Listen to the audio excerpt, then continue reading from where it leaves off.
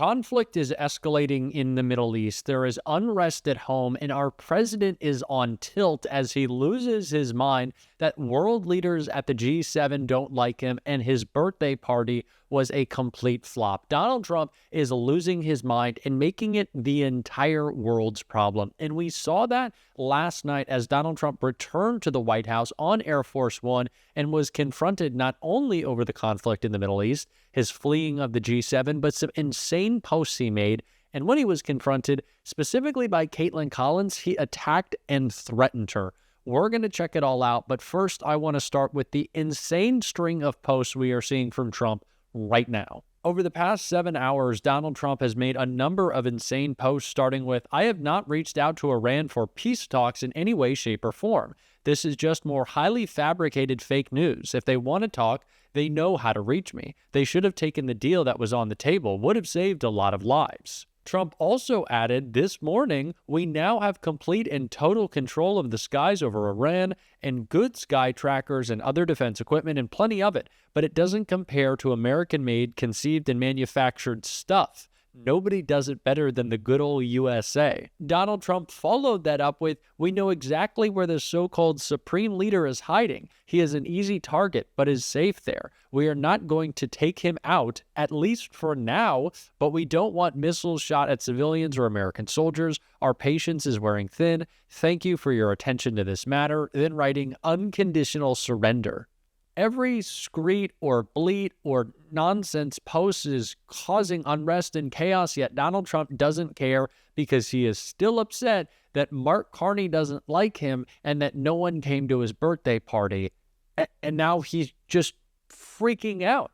And he's attempting to do the one thing that he promised on the campaign trail and is actually trying to fulfill, which is be a dictator on day one, which is exactly why we saw the Senate move last night with Senator Tim Kaine, making sure Donald Trump cannot defy the Constitution, bring us into a war. And I want to hear from him before we see how Trump attacked Caitlin Collins, because this is very important.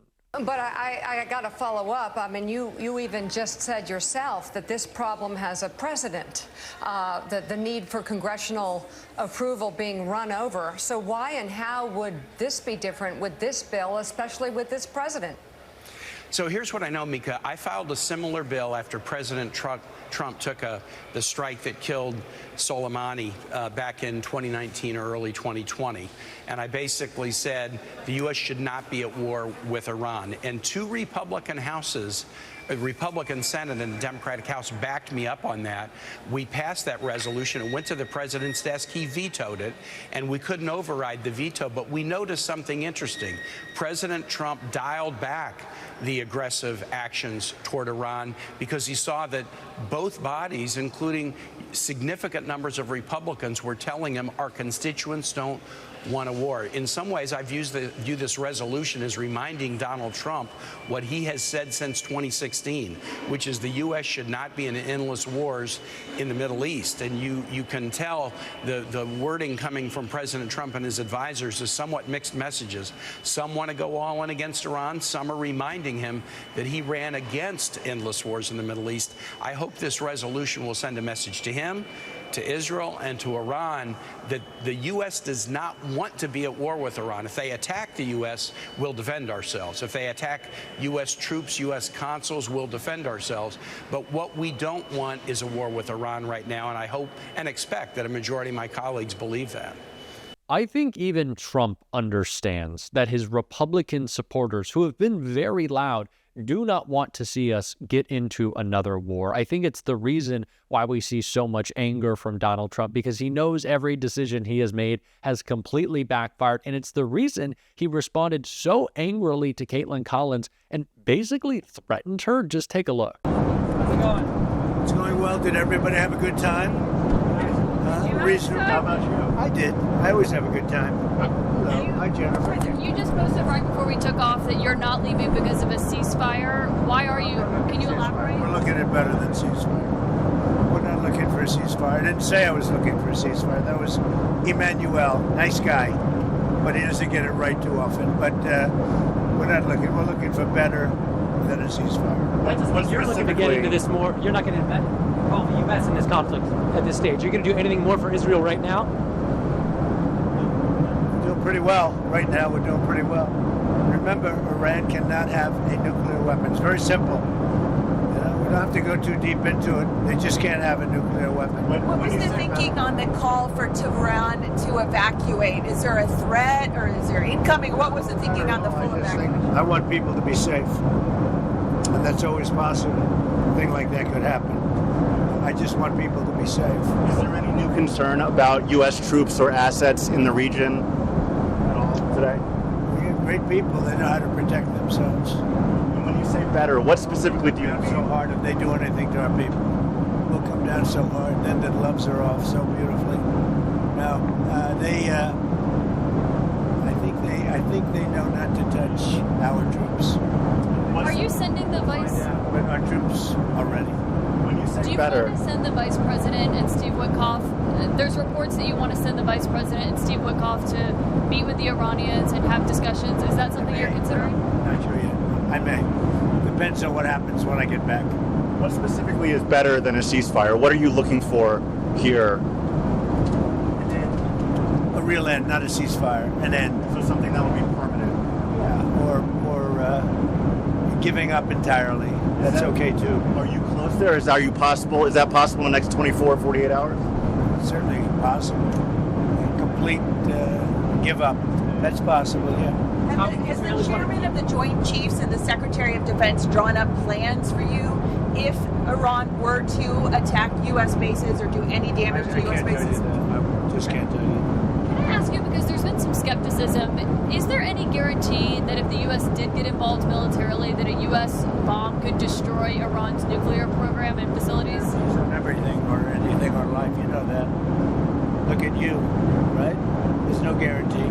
Did you hear what Trump said at the end? Was he just like insinuating a threat at Caitlin Collins? He had just gotten upset and called CNN fake news, but he was basically suggesting that she wasn't safe. What does take a look at you mean in the context of whether war is coming? Like, what is he even doing? He is very clearly just upset and losing it. And we also saw that when he wasn't asked about war, but one of his trade wars. And oh my, was this the biggest line of BS we have ever seen from Trump on the tariff front? And we did everything I had to do on the G7. We had a good G7. We signed the deal with the European Union, phase one of a deal, but we signed the deal with the UK. And the UK is really great.